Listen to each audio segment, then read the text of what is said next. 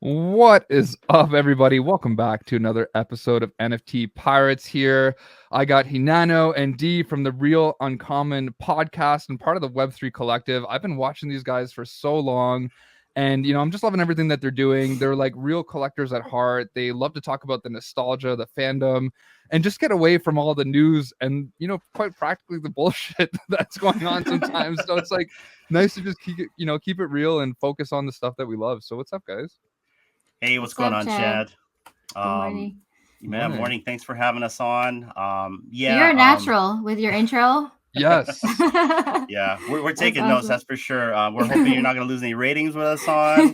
I like to joke around and tell everyone that we're the basement below Sleepin's basement. So thanks for having us on. We're trying to reach 2,000 more subscribers for you, right? To get that 10,000. I know. I think it's And still more. a little while. It's hard right now in the bear market to even get a few subscribers, but we're making progress. Yeah, I think my mom and dad are in the chat, so we'll get you some extra likes. Okay, good. Yeah. So, man, you guys are from Hawaii, out of all places, which is to me one of the nicest places in the damn world. And I'm like, I'm got really into collectibles because I'm in Canada. It's cold, it's boring, the winters are long, you're stuck inside your home. Yeah. But how did you get into this? Like, why Veve and why these things? You want to go first, D, or you want me to go? Oh, no, you can go first. Okay. Well, so I got into Veve. Last December, I got into Veve. It was right around the Voltron drop.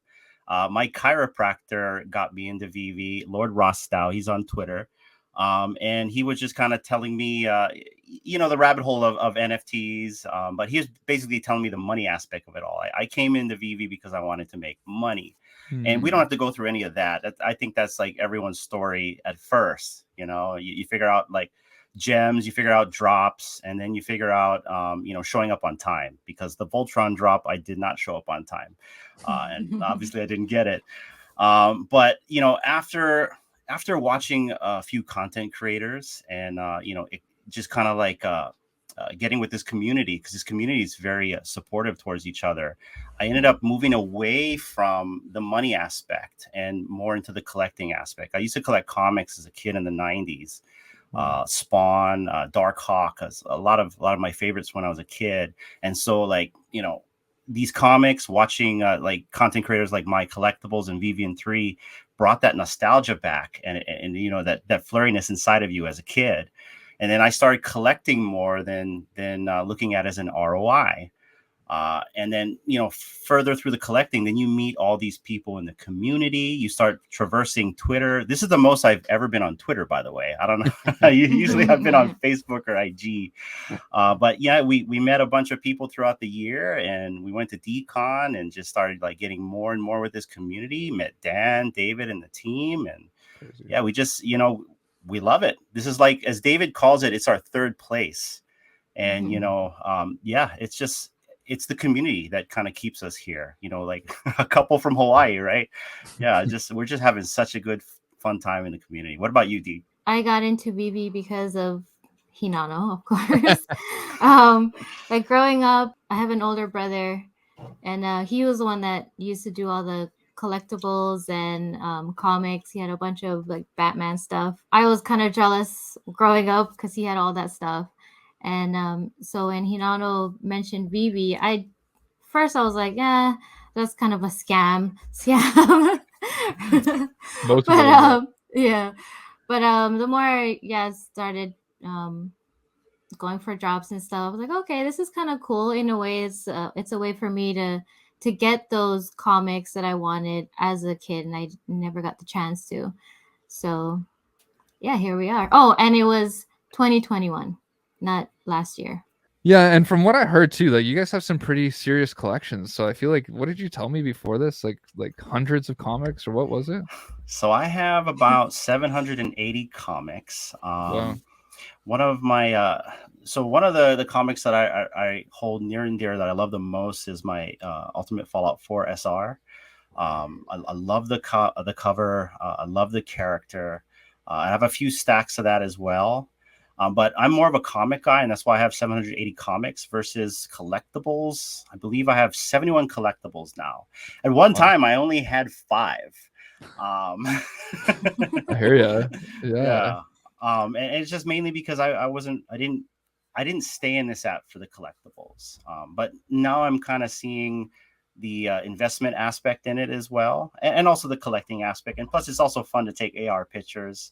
Yep. Once in a while, I'll like share my AR pictures of like at the beach, and I'll put a collectible out in the water or something like that, and just kind of like to promote the app and show the collectible kind of a thing. But And D, is that the same for you? Like you're kind of going after things that you just like or love? Or are you thinking about this more as an investment, or like what is your, like when you're buying something, when you bought like that Wonder Woman, like what is your thinking there? Is it just like I like this and that's cool to me and I could put an augmented reality, or what's the thinking? Yeah, I just go for what I like, not really what's value like what other people are going for, because it'll be like a lot of money and stuff. I just go for what like reminds me of my childhood. I try and go for each comic drop. Yeah. And if I don't land one, then I usually go for like the uncommon or common variant of that comic. So I started doing that, but then after a while going back through my whole list, I was like, I've never read this comic. I don't really know the character. Either I can read about it and learn more about the character, or I can just sell it at the floor to get a few extra gems to buy something else that I would be more interested in. So I started doing that. So I have less comics now than before. And I only have, not that much, obviously, 170 at the That's moment. significant. Like people forget, like when you have like hundreds of something, like that's a lot of investment in here. And also compared to like everyone in the app, there's probably much fewer that have that kind of collection. So that's a big deal. well, there's something I wanted to add to the whole collecting aspect of Veve and what it's done to D actually. D, this has kind of gotten D and I closer together. I mean, we're always close as a in a relationship, but like the collecting aspect has brought us closer together. I mean, not only are we doing a podcast because of Veve, but D is now collecting. She's doing the opposite of you. She's collecting in real life comics. And like Yeah. she's like me now. She's addicted. That's the problem I have now. It's like in the 90s when I collected comics, it was an addiction. Like I would always like use my allowance money to buy comics. And, I would go and look at like the soda machines to see if there's quarters in there, anything just to get money to buy comics, right? So now that I'm an adult, obviously I can buy my own comics, and I'm bad. I'll spend like 150, $200 in a comic store, but she's just as bad as me now. So like a good example is I flew to Oahu last week or the other week, and she went to go. I was late. My flight was late, so she came to go pick me up. And so while she was waiting for me, she went to the comic store. Well, she got late picking me up after because she got stuck there buying all these comics.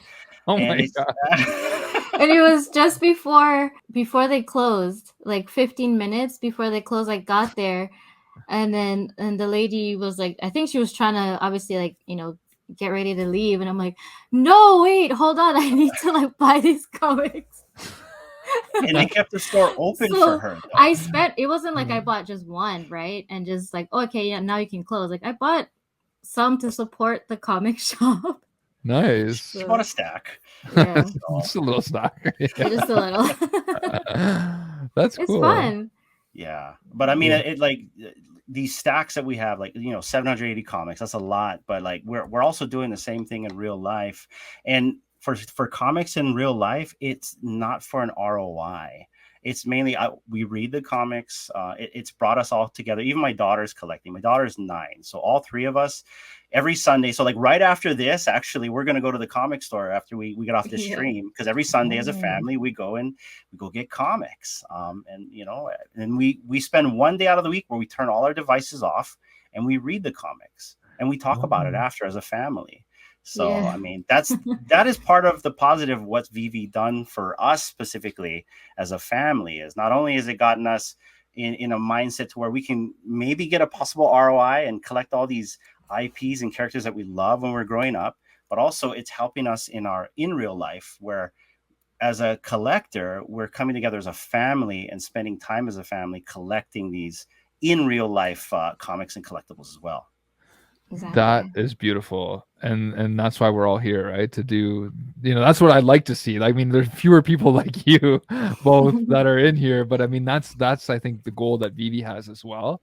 And that's Yeah. the whole collectors at heart movement, is when Mhm. it's like, you know, it's actually making your lives better, and it's like something that you're enjoying. And like you said, like this is your Sunday, and like you're Yeah. going out and doing that. That's so cool. You know, you guys are really about like the fandom, the nostalgia, instead of like just going with whatever the current news is, like really kind of focusing in on these different aspects of like the beauty of collecting and the joy of it all, right? So For how sure. did that start? Were you just getting tired of always hearing like, oh, Vivi needs to do this or Vivi needs to do that? Like what happened there? To kind of answer that question about the nostalgia part, one of the videos that just keeps sticking in my mind was a VV3 video about the Astonishing X-Men #1. And I've kind of said this before in other interviews, but that's kind of the catalyst that kind of got me back into the nostalgia, because I loved X-Men as a kid. I used to watch the cartoons, and I collected a lot of the um, 90s X-Men comics. So when I was watching that video by Corey, you know, it just kind of brought all that flashback. And that was the very first X-Men comic I bought in the app. I think I bought it for like 38 gems. I paid way too much for the thing. I think it's like $1.80 now. Um, but you know, and that was one of the first comics I read in the app too. And so just that, and it's not an expensive comic, by the way. It's got a really bad value, but the guy that wrote the comic, Joss Whedon, he also did Buffy the Vampire Slayer. So there's all these little facets that are connected to some of these books. And after that, you know, getting that book, I had that whole thing like, well, I got to get another one, and I got to get another one, you know, and it brought back like back in, you know, the 90s, where I used to collect stacks of comics. Like right here on the side of me, I've got like maybe 4 or 5 short boxes right there. Wow. And then I've got like maybe 10 more in storage. So this brings Mhm. back my childhood of stacking comics, right? But physical form. And I don't know, man. After that, it was just a catalyst. Like I own like maybe 85 Dark Hawk commons. I'm probably the you know. You're the So only one. like I said, it's not just an ROI thing. That it's just something that I like, right? Wow. That's kind of my explanation in that. Unreal. And D, is that similar to you in terms of like how you see it and how you got here and got hooked? Yeah, I got hooked, I guess, because I'm always trying to, when I go on the drops, I'm hoping for that secret rare so then I can sell it. Like, That's I most don't people. think, I love that. I don't think I've ever gotten one, or a secret rare. I think like ultra rare was like the one that I got like once or twice, and I was so happy for that. On the comics that I'm not too familiar with the characters, if it's like a nice cover, I try and go for it just because it's beautiful. Like especially like the ultra rares, those are really nice.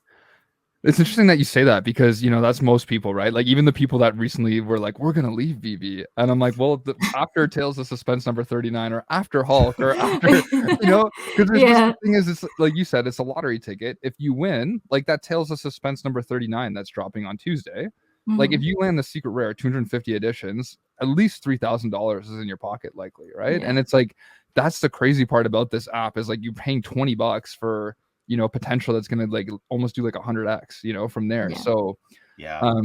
yeah, so that's a huge hook, right? I actually had 2 instances. So you talk about the hook, right? So yeah, there's always a hook to get you into VV. So my hook was Steamboat Willie. I actually got the ultra rare on the drop, and I got it while I was sitting in traffic with 2 bars on my phone. I don't know how that happened. I mean, I'm And in Hawaii too. and in Hawaii. So, Oh my god. but then I didn't know what I had, right? I'm like, oh, cool. You know, I've got an ultra rare Steamboat Willie. And then all of a sudden that thing shot up, right? Yeah. And obviously I cashed it out, right? Because in the beginning I was all about the money, but I got that. And another big one that I hit was the SR Star Wars, the comic. And I got that Wow. one too. I didn't sell it when it was at 3,000, but I did sell that as well. But yeah, you're right. You know, where can you go where you can potentially spend $6.99 and then all of a sudden make $3,000, right? Yeah. So it's kind of crazy. It's crazy. It's true. And like the thing is, that's funny that you say that, is like, well, first of all, kudos, man, because those are some 2 big hits. But like, yeah, those are some huge gains. And the thing is, like, even if you only hit like 3 or every 4 months, like something like significant like that, like let's say tomorrow you hit, or Tuesday you hit like the UR, you know, Tales of Suspense ultra rare comic, right? Like that would be a pretty significant, like I don't know if it would be maybe over 500, but it's still enough where it's like, sweet, now I could cash that, get something else that I really wanted, and it keeps you alive, like it keeps you engaged. Yeah. So that's a huge part of the system. Like if we were just collecting and there wasn't that ROI on it too, despite the nostalgia, do you think it would still lure people in, or do you think it's like you need to have almost an ROI to stay here?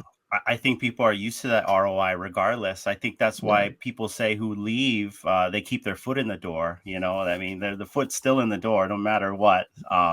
But I think that aspect makes it exciting as well. And that's what we like about it as well. So yeah, the ROI is, I think, important now, maybe not in the beginning. Maybe if they started in the beginning to where, but then again, like, would this community even be here, right? Because I think this community was kind of built on the potential for an ROI, I think. I mean, you tell me, just because of everyone selling things below retail and flipping and all that stuff versus like collectors like me that kind of hold on to a lot of stuff, or a lot of collectors, not just me. You know what I mean? Yeah. No, that makes sense. And I mean, like, the thing that's interesting though is people are like, oh, well, if you're stacking comics or even like on the app or in physical, like, what's the point if you have like, 80 plus like your dark hogs, if the goal is not to sell them one day? Or is it just because you love that damn cover that you're like, I just need more and more and more? Do you know what I'm trying to say? Like, defense on myself, I bought those very early. So I've got a big L on that bag.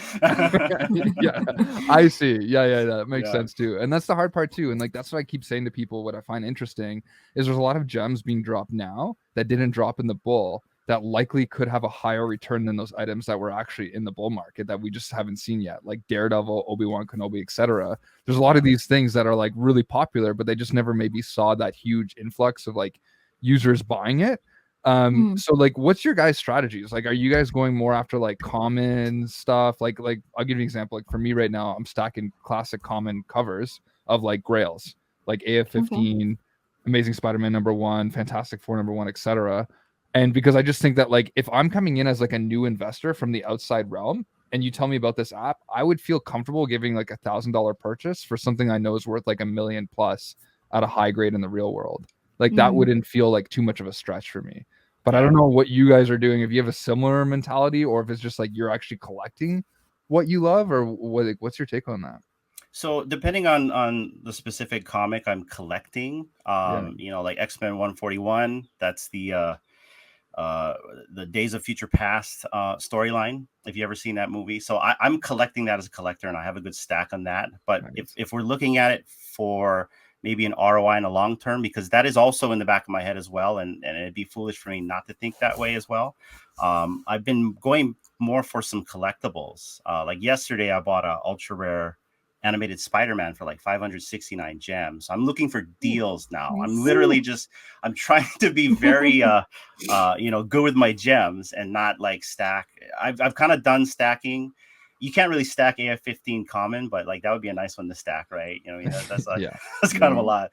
But like Gem 83, like I'll buy a few of those. GSX1, it's another one that I'm looking at and slowly stacking. Love that one. That's gorgeous. That book. Yeah. And it's such a good book too, and pivotal for like the transition between old X-Men to new X-Men, right? So there's also that history on that as well. But like stuff like that. But I've been going after a lot of cheap collectibles. Like Cookie Monster was on the floor for like 37 gems. I bought like a Wonder Woman for like 48 gems. So I'm just looking for deals, and I'm just trying to collect and hold these things for the long term. Like you said, like if somebody new comes in, like say a collector finally gets the whole digital age and they want to come in and they want to collect like maybe the very first Batman that's digital, or the very first Wonder Woman that's digital. Well, why not have a couple, and why not pay 48 gems? At one time that was worth a lot of money, right? And if you kind of look at people around the world, right, and you look at like say maybe how much edition size, how much is like Wonder Woman, like 9,000 something, 9,000 Wonder Womans versus the globe of people. That kind of tells you. Exactly.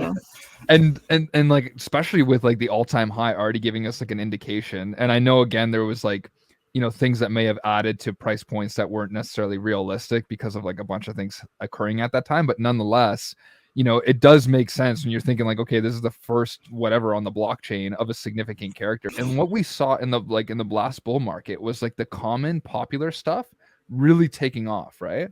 It was like Superman almost hit 9K. Todd was like 13K. R2D2 was 9K. C3PO I think would hit like maybe 6 or something, or 4 or 5. And it was just like, wow.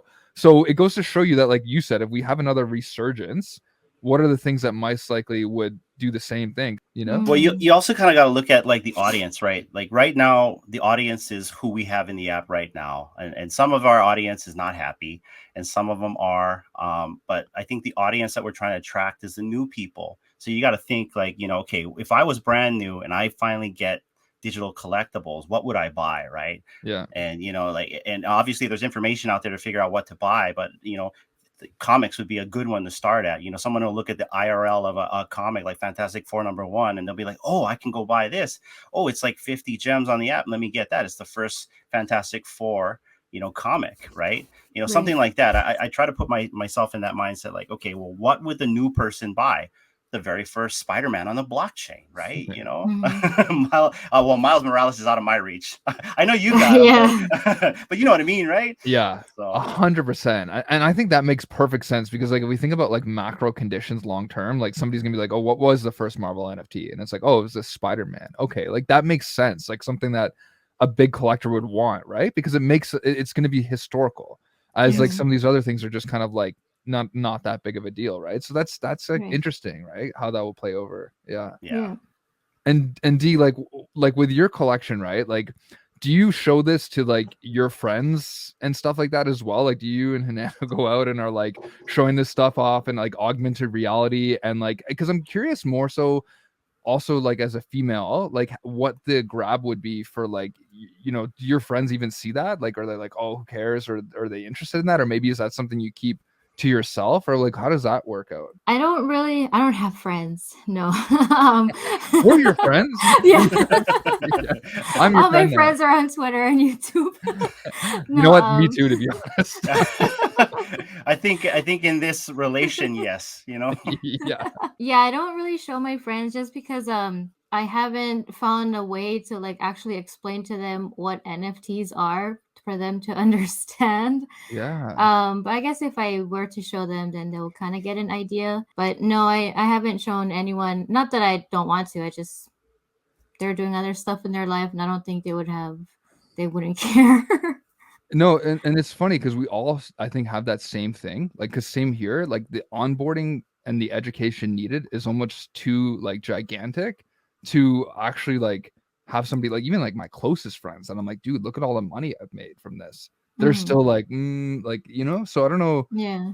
I don't know if that's the same for you, or what. So like I showed my my LCS the comic shop owner that I go to. I showed him the app because he was always wondering why I kept buying all of his damaged comics. So we go to the comic store because we give out comics on the podcast. And so I would buy these stacks of comics and I'd leave there like $20 and I'd have like maybe, I don't know, like 15 or 18 comics. And he was always asking, why are you buying all these? Like, oh, well, these are giveaways for our channel. And then I explained what the channel was about. And he couldn't wrap his head around it, having a digital comic. But here's something interesting that I did ask him because he wasn't into the whole digital comics yet. Yeah. And that's just kind of the hump that we have to go through with some of these people. But I did show him the art. And I wanted to ask him a question, and I kind of posed it like this. I'm like, okay, well, right here's a scarce comic. It's a secret rare. And right here's an ultra rare comic. And this has got exclusive cover art from certain artists. And he knew some of the artists. If you had to pick one, which one would you pick? And, I explained scarcity. And he said, well, the secret rare looks ugly.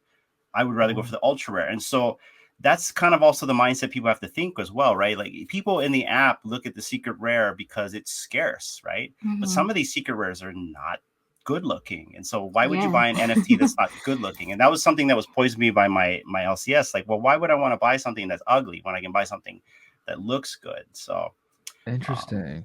Yeah. So I think that we all think differently, right? In terms of like what's actually valuable in this app, I think. Yeah, that's actually a good point. It's true, and I think like that's where this becomes challenging because people like want to find objectivity within something that's completely subjective, right? And it's like, what trends and patterns can we find that can help our, collecting investing strategy to like, you know, have it where it's going to go up over time. And I think like, you know, despite us wanting to talk about like the nostalgia and stuff, this is where my mind usually goes. So I apologize, but no, it's okay. No, you're fine. But it's interesting, right? Because like if I look at like Tales of Suspense coming out Tuesday, I would argue that the cover is so much nicer than the secret rare cover. But like you said, the scarcity of it is like obviously there's 250 editions fewer.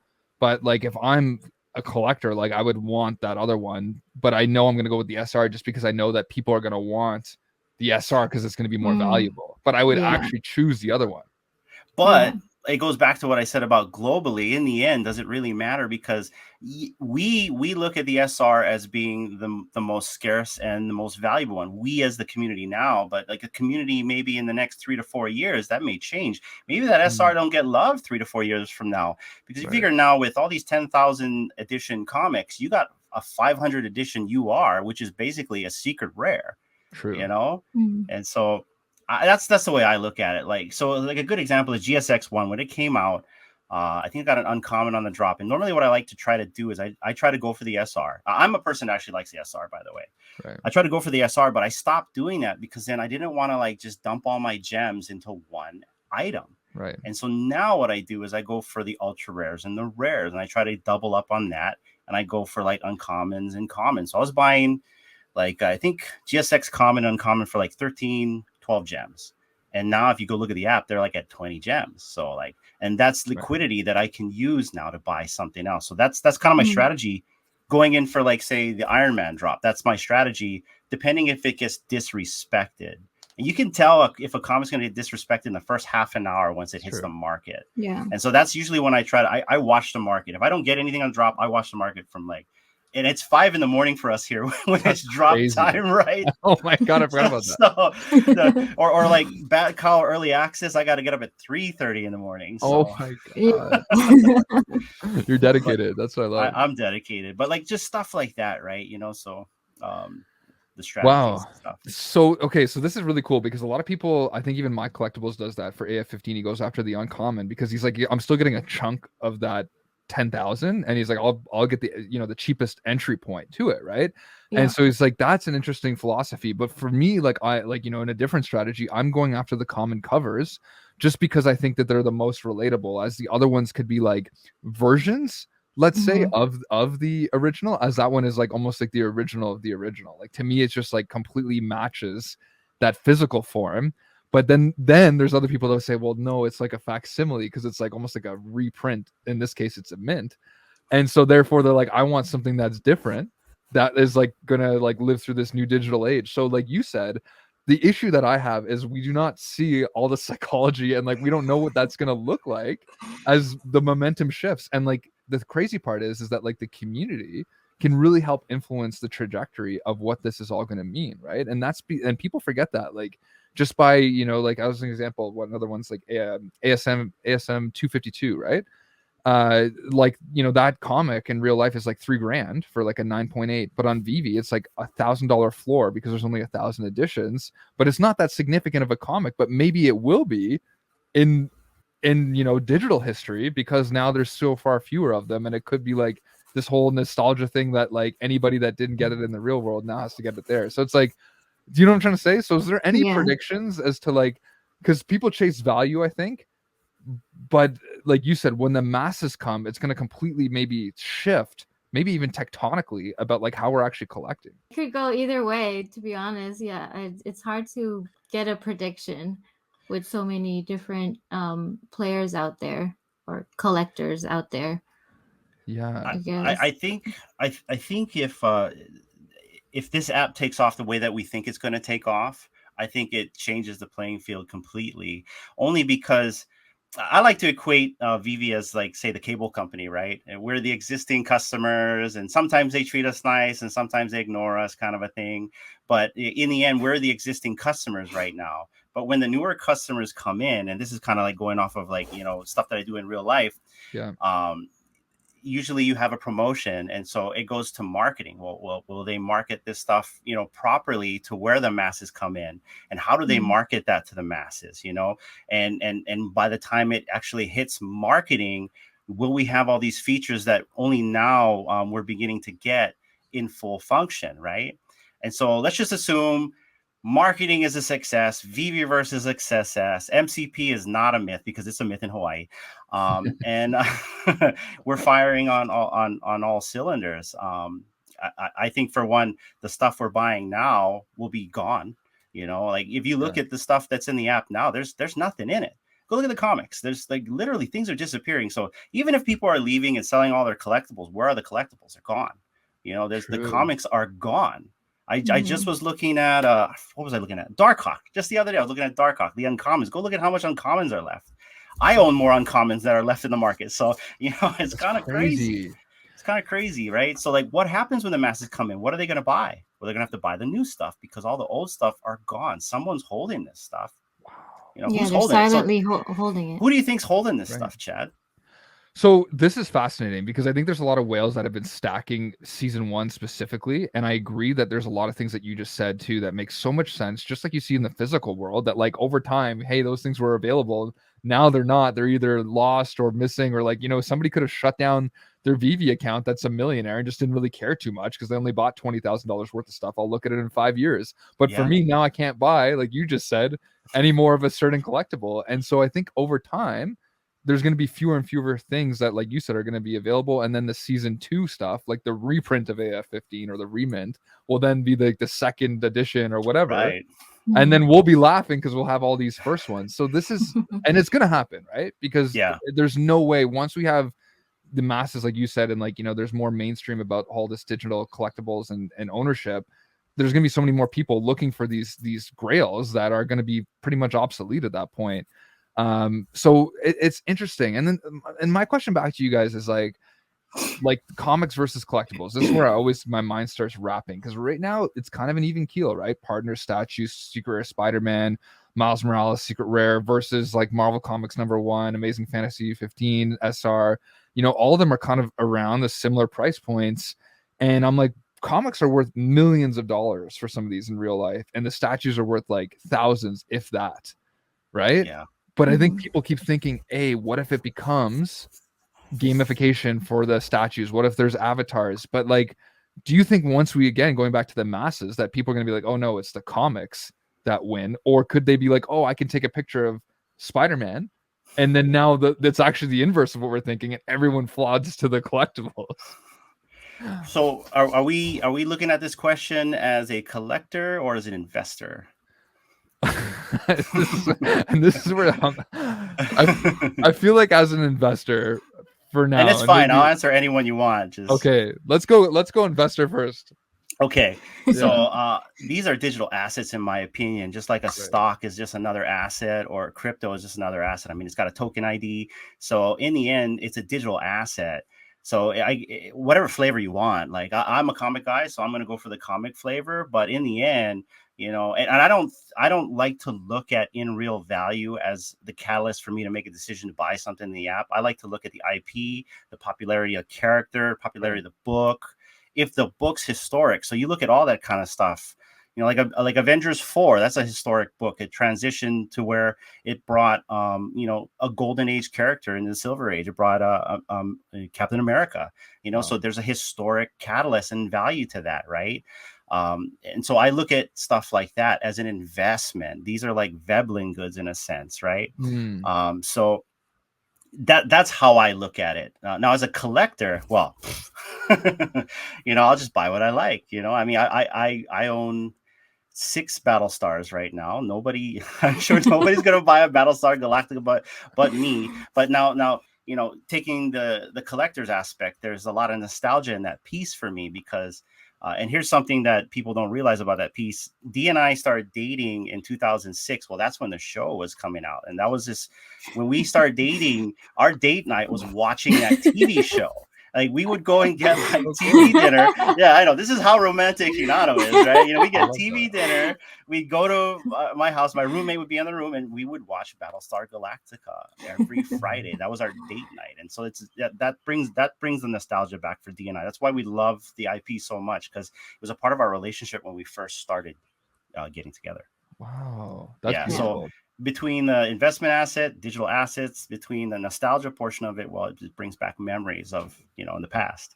a lot of the kids now, they like the newer characters like Miles Morales or Spider Gwen. Well, the Well, Miles Morales, I think, is gonna do, in my opinion, I think it's gonna do a lot better because that's like the kids nowadays. That's their Spider-Man, and Right. a lot of stuff nowadays, I think, is gonna start going into more of the newer generation, which is our kids and our kids' kids. Yeah. And then there's also Mary Jane Watson. It was just discovered that she's got superpowers. She's got her own new comic run with the Black Cat, and our daughter loves that comic run. So, Yeah. there's all these other characters in the app that are not getting love that may get love in the next 5 to 10 years because of the generation that is going to grow up with these characters. You can't tell me the MCU is not going to have these characters in the movies. Our kids aren't going to grow up watching these characters. And we have this IP, we have this stuff in the app now, and everyone's looking at it like, this is rubbish. I'm going to go buy me a Spider-Man, or Miles Morales. So like, back to the investment aspect of it all, like you got to think to yourself, okay, well, like what are the kids going to buy, later on in life, right? And later on in life, just 5-10 years from now, like put yourself in that mindset as well. So. Yeah. So that is really cool that you say that, because now I'm starting to think, like, if there's an older person, like let's just say, a typical like 55-year-old man that, could never get Superman #1, let's say, but then sees like, the Palm platform is like, oh, this is 17,000, but like this is too much of a transition for that person to understand digital ownership to actually cough up that amount of money to think it's like a worthwhile kind of collectible, right? Yeah. And so like maybe like you said, they get phased out and there's only a few that kind of come in, but it's the new money that comes in and then maybe doesn't have that same sentiment towards comics, but then like is, like you said, is growing up with these new things and it's like, oh, put it, let me get that gaming avatar or that Miles Morales or something that's like newer. Or a Marvel Mighty, I mean, like there's so many Yeah. Marvel Mighties, they're so affordable, they're collectible. And like we go back to our kid. Our kid is a good reference for us because she loves the Marvel Mighties, right? Our kid's 9. So Cute. just imagine in the next 5 to 10 years when they're able to actually get on the app, if not sooner, what are they going to go for? Well, they're going to go for Marvel Mighties. They're like Funkos, right? I mean, everyone loves Funko. I mean, I've got a Funko right here, Right. So it's like, I mean, the Mighties are like the new Funko, right? So, I mean, I just think that some of the cheap stuff gets disrespected because, people look at it like it's junk, but you got to look at it like, well, no, it's a character, like, what is that? Captain America. He's a Mighty, but like it's the first appearance of Captain America on the blockchain, right? So I always wondered why there was so much Mighties on the app. Like, were they gonna do something with it at one point? I wonder, right? Well, that's a good point, because maybe it's going to be gamified, or maybe they will be used in a game, like you just said, right? Yeah. But gamified is like maybe a token you hold that allows you access to a skin in another game. I think it was My Collectibles that brought that up, where you can't really animate something that's there already. And like, I'm a network engineer by trade, so it's like just thinking about it, like it would take a lot of work to animate what's already been made, and why would you do that, right? It's a great animate point. the game and just use that as a token.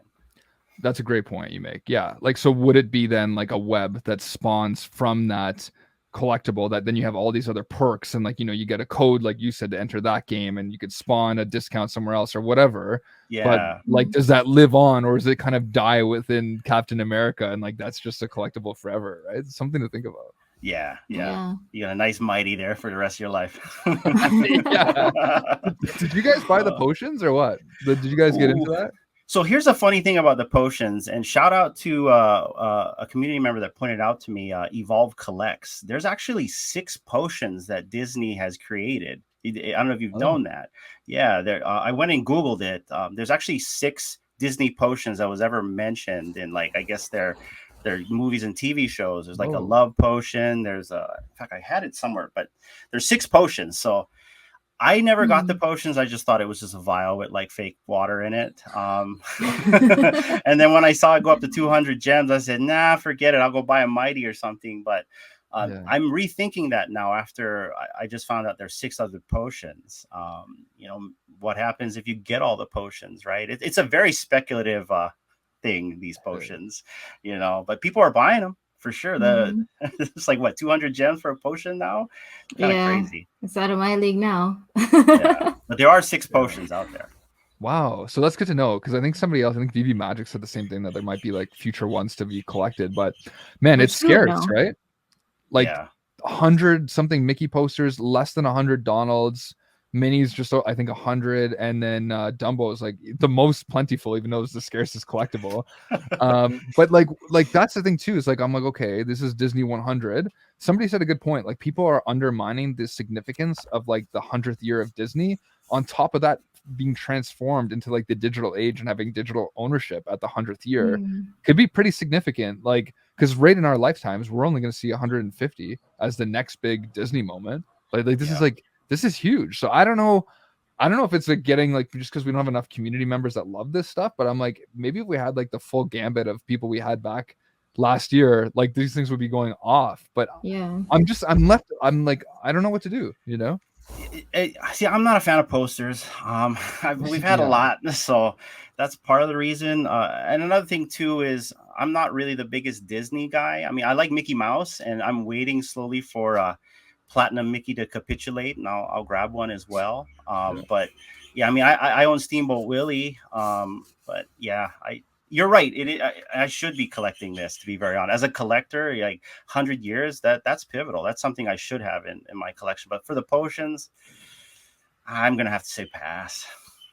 Just for Yeah. me. Yeah.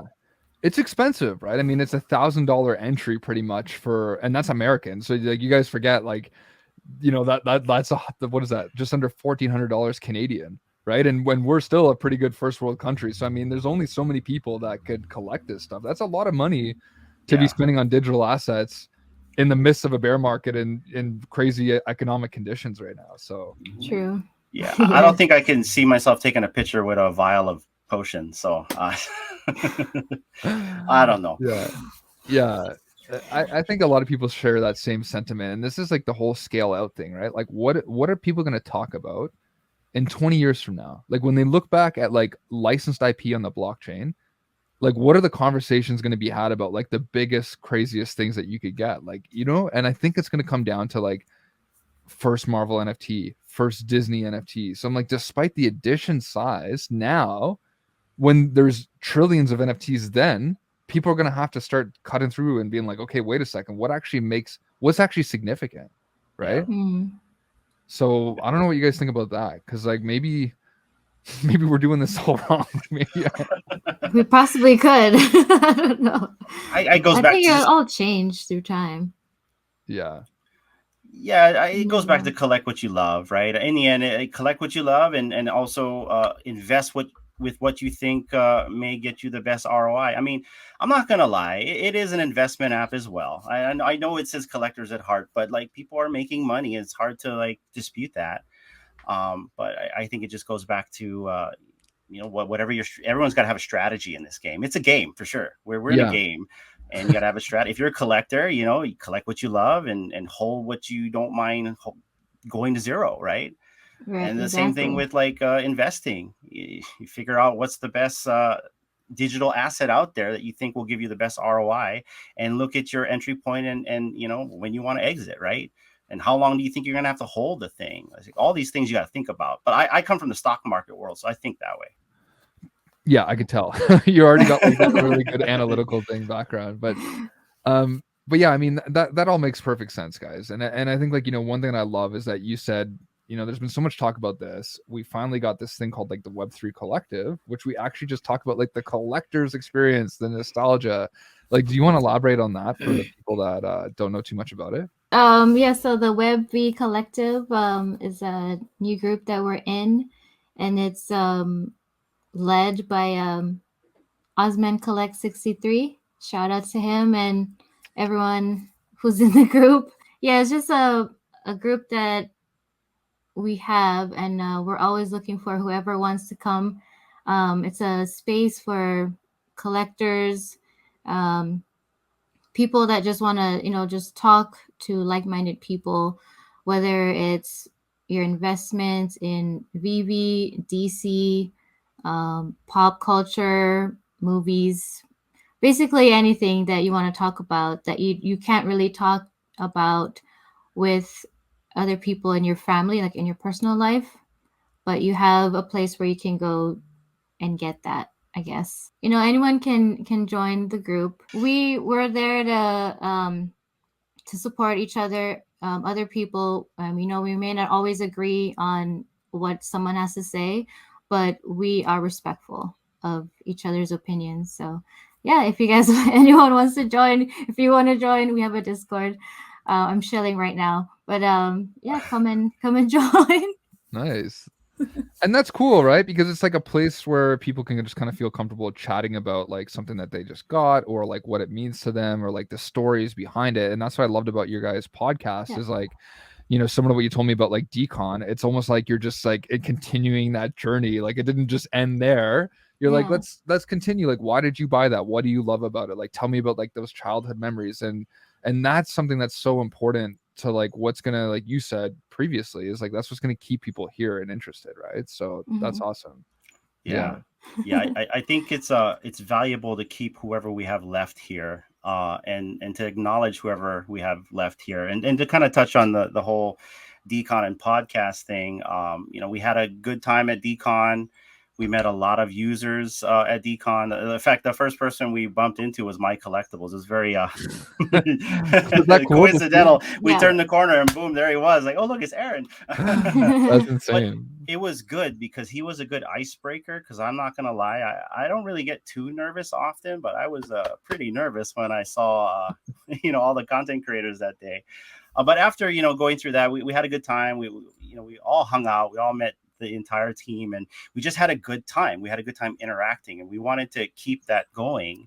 And that's the reason why we started this podcast. And a part of another reason we wanted to start this podcast is we wanted to give a stage for the community that doesn't get seen. A lot of people that don't get seen in the community, which I think is like 75% of ground level users. And it's probably because they're shy and they don't want to do the YouTube stuff. Yeah. We wanted to bring them into the forefront and into the light. And so we try to interview ground level users, people that you don't know about, but you've talked with them in the chat or on Twitter.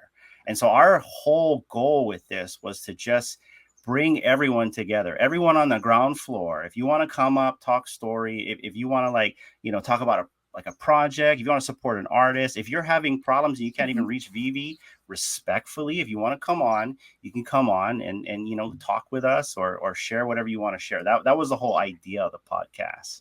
Right. And we didn't think anybody was going to watch. We filmed one episode with one of our good friends that we've known in the space for a long time, and we did it just kind of like off the cuff, and like a paper napkin over here, and that was it. And we put it up there, and we said, okay, we'll just do this one, and we'll see what happens. And we thought it was going to bomb, and then we went and looked at the analytics, and in 24 hours, like how much people watched it in 24 hours? I think. I don't even remember. A lot of people were watched it. DMing you to come on. I was like, oh shit, wow. It blew our minds. So cool. It's mainly on Twitter. So that's the reason why we started doing that. We wanted to interact with more people. And that's the reason why the Veve Collective was formed. We wanted to form a place where you could have like-minded individuals that you can't really talk with in your real life. Like, I mean, there's not a lot of people that can relate to this stuff because they think it's either a scam or it's thin air. Or you can take a picture with it. You take a screenshot kind of a thing. There's not people that get this. So we wanted to create a space where people that get this can hang out, can collaborate. We're really big on collaborating. There's like 15 people in the Veve Collective right now. And we're just adding more as we go. And we have YouTubers in there. We're all collaborating. We're doing Twitter spaces together. And we're doing this to like come together. We're doing this to like keep the collector community going and to just make sure no one leaves. We don't want anyone to leave. We want you to stay. And we also want you to interact with us and have fun. The biggest part is having fun, guys. Because if you're not having fun in this space, then why are you here? Yeah. Yeah. Exactly. Man, that's beautiful. It's nice to hear that. And so I guess anybody watching now could join, right? Is that right? Yes. Yeah. Yes. Is there like a criteria? Like must be 6 feet or like no? Don't be a dick. Yeah, I think Dee just said it. Yeah, I mean we're pretty open to a lot of people to joining. Yeah. And we have a Discord, and there's a ton of channels in there. You can talk about collectibles. You can talk about movies. There's we do quizzes. We're going to be doing sniper shootouts in there soon. Whoa. Yeah. There's one content creator in there. I won't name who it is, but yeah, there's a content creator, like a big one in there. So Wow. Yeah. I think We're just having fun, Chad. That's all we're doing. We're just trying to have fun, man. Just have fun. Yeah. I love hearing that, man, because that's what this is about, and that's why I kind of came in to begin with. Like my brother and I don't know if you ever saw that first video I did about Todd. Like my brother and I literally just took a phone and like screen recorded Todd moving in augmented reality, not even just like on the app, and then used the computer camera and just were like, we need to talk about this stuff because it was so cool. And we're like, does anyone else think what we think? And like you know, and I think we got like 6 views. You know what I mean? Like I think it probably was just our own views. I don't even know. Yeah. And then like that was like the passion, and then slowly it kind of turned into something else when we saw the figures and the money. But like originally it was because like the love for it. And it's funny now because when I look back at Harley Quinn 19, Rizzo, Todd, Golden Moogly, out of everything I've ever owned, those are the things I miss the most. I'm like, oh, I wish I had an HQ19, or I wish I had my Golden Moogly back, right? And even though the cool stuff is there, I'm like doing it now more for the ROI. Like I'm just trying to be more calculated. But I'm like, if you just said collect what you love, all I would be doing, bro, is just like season 1. Like that's it. I'd just be collecting everything from season 1 because that's where I started. That's what I like, right? Yeah. So so it's funny, you know, like it. And I don't know if you noticed, but like sub 100s and a lot of those collectibles are like taken off the market. Like there's hardly anything left in those first few seasons. Yeah. Someone's holding them. Yeah, right. And and I'm like you said, I'm trying to figure out who they are. Like I'm sure Dr. Profit is one of them. Besides Dr. Profit and maybe Silicon and Sanjay, those are the only big guys that I know. You know what I mean? So yeah, I'm sure there's someone else, and probably someone we don't even suspect. It could very well be a celebrity that's just being quiet, or maybe they signed an NDA. Pure speculation, by the way. It's really Chad. He's just not saying anything about it. I wish I was that cool. I'm the biggest whale. Yeah. No, the whales make fun of me, man. I'm on to you, man. Yeah, exactly.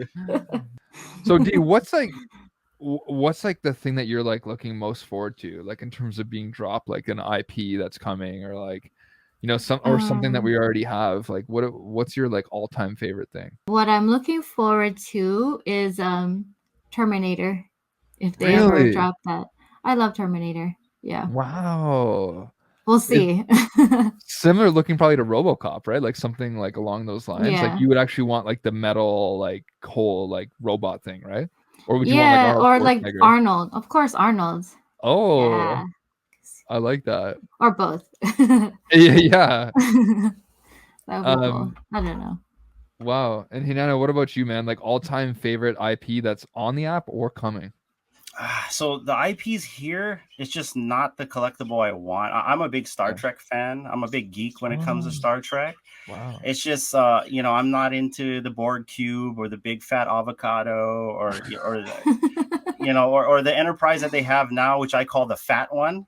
Yeah. I'm not into that one either. I mean, I know a lot of people like Jean-Luc Picard, and so do I, but I'm just not a fan of that ship. So here's something weird about me that your audience is going to find out.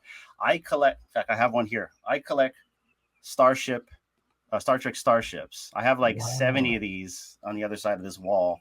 And I've been doing it for quite some time. I'm a big Trekkie. So for me, I want to have like the original Enterprise. If they drop that, I don't care how much it costs. I don't care if it goes to 0. I'm going to buy it. I'm going to stack that, just like the Galactica, because it brings me back to my childhood. I'm a big fan of Star Trek because of the message of Star Trek. And then it goes back to that nostalgia, like what do these IPs like, give you as a child? Like, how did it help you as a child? As a kid, I wasn't really close with my parents, and none of my friends lived by me. So I pretty much sunk myself into like collectibles and comics as a kid, and just kind of like, I pretend to be in my own kind of world kind of a thing. So like this kind of stuff, now that they're offering it in the app, it just brings back all that nostalgia, Star Trek, RoboCop, all that stuff. But yeah, Star Trek for me, I would love to have the Enterprise. What about you? Yeah. What about you, Chad? Cool. Pokemon. Give me Pokemon. Give me a secret rare Charizard. Very few of them, like 250 or less. Let me get one. Because of all the content I've created, just give me an automatic airdrop. And is that your favorite Charizard? Yeah, like I think it's like because I just know how much that asset could probably do for somebody in the digital realm, because it's such a massive, like, first of all, I grew up collecting Pokemon cards. So like all I did was rip packs as a kid. And like my mom was like the actual collector that, like, thank God, stored all this stuff away for us. And then we started selling it off the last 5 years. And so, like, you know, but the crazy part is that like my mom used to cut open packs, go through like 12 packs, wait to find something that was like half decent, and then like pretend to close those packs and then give me. So I'd go through like 11 packs and be like, oh, I'm done. And she's like, I think this last pack has something. Oh, that's cool. So that's why I'm spoiled, man. I always would, like, you know, grow up and I'd be like, okay, like I got something that I wanted. But so that kind of started there. So when I look at those cards, I don't even know how to explain it. There's like some kind of dopamine hit or like some kind of neuronal thing that I can't even explain, that like just opens up a part of me that I'm like, wow, like I've only felt that feeling maybe 10 times. And it always happens whenever I look at like a Charizard card, like the first one from like the first base pack. And I just remember whenever I see that, it like just brings me back to like good memories, like the, you know, like where I used to live in Ottawa, which is different from Toronto, and like, you know, just brings me back to like being a kid, the friends, like all those things come rushing back. Yeah. Right. And so I'm like, not only would that be amazing to then redo that in the digital realm, but it would also be something I might not even let go. I mean, don't get me wrong, like there's always a price point with me. But you know, that's where I go. So that's cool. Yeah. I guess go back to that question, like, so I whenever someone asks me that question, like, what am I looking for in the app? I look at it mainly from the collectors aspect. I don't really look at it from the ROI. If I look at it from an ROI perspective, then, well, the comics are here already. Amazing Fantasy 15, you know, and I'm still stacking that, you know. But like for anything new, you know, there's so much more out there. It's true. And that's the thing too. People keep complaining like, oh, MCP, like once MCP gets integrated, there's going to be nothing left. And I'm like, you do realize like how much IP Veve currently has, like, and that has yet to be delivered. I mean, like Transformers, G.I. Joe, you know, I mean, Cinderella, Snow White, like there's there's so Pinocchio. much. Exactly. Yeah. Right. So, you know, and they could do it, like they could do something so surprising, like you just said, like, oh, we're gonna do a 50 edition Pinocchio made out of diamonds. You know, this is super rare. The animated nose just gets longer, right? That would be the animation. Yeah. But like that's the crazy part. So it's like you said, you know, but like the thing too that's interesting is that a lot of the stuff is being dropped that's already significant. Like if you look at superheroes, like I think we already have like 6 of the top 10 that have been dropped, like Hulk just dropped, right? Like what do you think of Hulk? Like honestly, for me, the teeth get me, but I did get a Hulk. But other than that, like what do you think of the quality? Like is it premium? Is it a premium quality to you? No. Yeah, like I'm just being honest, right? Like I think like, you know, when I look at that, I'm like, it looks similar to like a PS2 version of what like Hulk would be like. And I do think that like they could have went above and beyond. Like when I look at like Miles Morales, that was what actually hooked me into buying that collectible, because I was like, wow, it looks insane. Like it's breathing. Even like Black Panther in AR looks crazy. Like it's breathing, it has all these things, but like Hulk just looked, it's interesting to me because there's like almost like 2 different tiers within like the collectibles. Like because I think Storm was kind of similar looking. Like they just didn't have that, like, you know, and I find, I don't know about you guys, but I find like DC stuff looks amazing. Like some of the Harley Quinns that are like glossy and like and so aren't those scans from like the statues? Don't they take like a digital scan versus like Marvel actually makes their NFTs? Like artists actually draws them out. So that is interesting, because then that means that like even though this Hulk doesn't look as good, at least it's something that's being created first, right? That's not just a scan. Interesting. But it just I'm sorry, go ahead. No, you go first, bro. You're my guest here. I'm bad at cutting people off, so same here, man. I always cut my wife off. She always tells me to shut up. She's like, my wife. Now go ahead, Chad. Finish it up. Well, I was just gonna say, going back to Hulk, I think like despite what it looks like, it's still FA Hulk on the blockchain.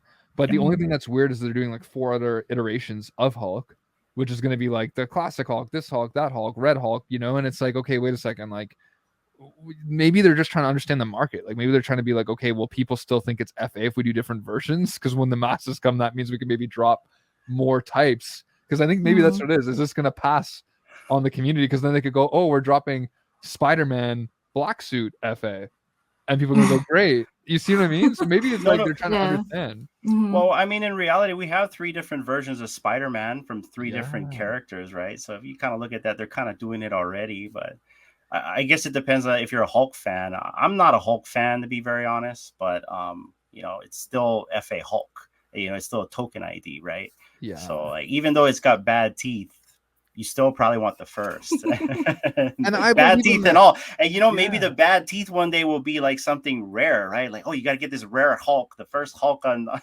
Veve with bad teeth. Yeah. You'll never forget it. Yeah. That's for sure.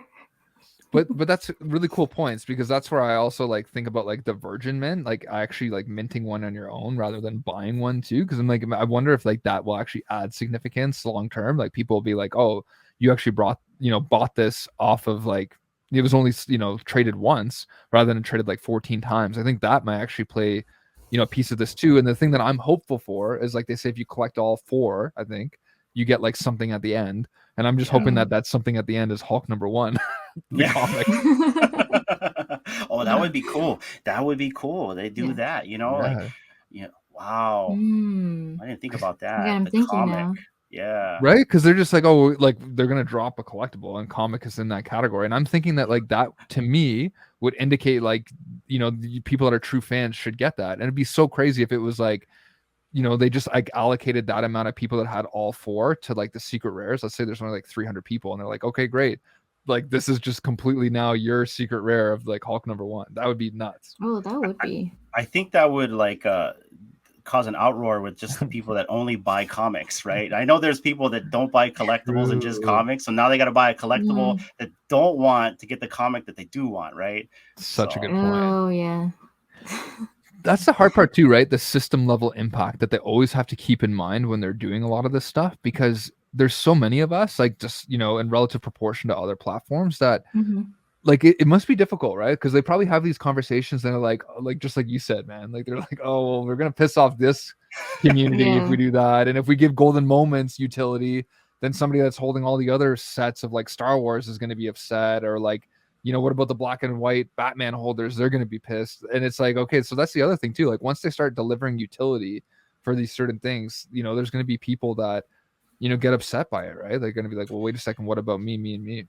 Yeah, that's hard because you can't please, everyone. It's always someone that's not going to be happy, or not someone, but like a certain group going for something that won't be happy no matter what decisions are made. I was going to kind of equate this to real life. So both D and I manage a communications company. And so the biggest thing for us is customer service, right? But you're not going to make everyone happy. And we do not make everyone happy. In fact, when we implement a feature change, because we do internet phones. One of our products is hosted PBX. And we have like 2,000 customers out there with our internet phones. So if we implement a change on a feature globally, we're going to piss people off. And we do. But you're going to have to do that. As a business, the only way that you're going to survive and progress is by making these features, changing features, or implementing new features. Sometimes, you'll be able to have like a focus group or, beta testers. And sometimes, everyone's a beta tester, and you're just going to have to piss people off. So I think Veve's doing okay. It goes back to what you were talking about, maybe 5 or 10 minutes ago about people getting upset at the company. Well, it's a company. Like I said, I came from the stock market, and I'm also a businessman. So I look at Veve as a business. I don't look at Veve as a crypto project. I look at our collectibles not as NFTs, but as a digital asset. And if we're looking at an ROI aspect, then obviously, then you can look at it like a stock or a crypto. They're not stocks in crypto. That they're just an asset is what I'm trying to say. Yes. Right. So, and it's up to you. Right. Yes. It's not like they're making those decisions. You go buy this. Yes. Well, I mean, it's a product in the end. We're buying products. We're customers. Yeah. So in reality, we're not shareholders. We can be mad at the products, and we can be mad at the implementation, what they're doing. We can be mad that they're lying to us or whatever. You know what I mean? Whatever the daily talk is, you can be mad at all that. But in the end, they're a business. They just started. They're just scaling. but they're a business with all this IP. They're vertically integrated. They're definitely scalable. So that's the way I look at Veve. I don't look at Veve the way that other people look at it, and that's why I'm very comfortable with, price action. Like, look, my Todd is now like 700 gems. I bought for 1,500 gems. I don't care. I know that's the first Batman on the blockchain, first DC collectible on Veve, first NFT on Veve. You look at it in that mindset, right? Love that. Yeah, it's a business. Wow. And it's like the slow accumulation. That's what I keep doing. It's just like, $40 in every few days. Like, you know what I mean? Unless there's something like crazy that's happening, I might throw in a little more. But it's like I'm just slowly building, like a little small village, and I'm just like hoping that like over time that village is gonna grow into a city, and then I'll be able to sell it to somebody and keep one, right? I think David's, what is it? He says hold one. The rule of three, one. right? Yeah. One to hold, one to keep, and one to trade. There we go. Yeah, or no, one to sell or something like that. Yeah. Something I gotta like get better at that. Yeah. I screwed it up too. So it's funny, like I don't know if you guys have this problem, but now I'm like, okay, so first of all, I want to shout out Michael Campa, one of the whales that came on recently. He sent me all these What If Miles comics, which is crazy, a nice little series. But I find I'm not really collecting anything physical anymore. Like I used to always go to like my comic shop, and now I'm just like, man, I can't justify in my head spending $15 on a comic when I could like spend $15 on like Fantastic Four #5. You know what I'm trying to say? I'm like, I just like if that's the same price as like some of these comics that are here, like if Fantastic Four #5 common was like 600, I'd be like, okay, I'll go to my comic book store. But right now I'm like, I'm just not going to collect any more comics, physical that is, because I'm like the digital, the deals are just too insane in my opinion. I don't know. And you don't have to store it in digital, so it just makes sense. Yeah. And then has social capital, like, in the future when we have the Veveverse, like maybe I can put them all on my wall and people walk in and it's like, wow, look at Chad's sweet comic collection. You know what I mean? Yeah. And hundreds of people could see that daily as like, man, my house is hard, not even big enough to fit the three of us in here yet. So it's like, yeah, we're going to go to your showroom. You've got like 100 Fantastic Fours up there. Yeah, exactly. So yeah, but listen, guys, what an awesome chat. Thank you so much for coming on, folks. If you're not subscribed yet to the Real Uncommon podcast, go do that now. Descriptions in the link below, and then also I'm going to talk with them, see how we get into this Web3 collective space. I think there's a lot of really cool conversations to be had there. And yeah, thanks for all that you guys do for the community. That you're, like you said, you're bringing everyone's voice up, and that's what this is all about. We need to have sustainability, and we need to ensure that we're all in it here for the love of it long term, right? So thanks again for coming on. Thank you. Thanks for having us. It's been an honor to come on your channel. Yeah, thank you. Yeah, thanks for having like I said, we're the basement below Sleepin's basement, and so we appreciate you talking story with us. We're just a bunch of common folk that live in Hawaii and just want to have a good time in Veve. That's why we're here. Thanks so much for coming on. Okay, so we'll do this again soon. Thank you. For sure. Thank you. Right, take care, guys. Aloha.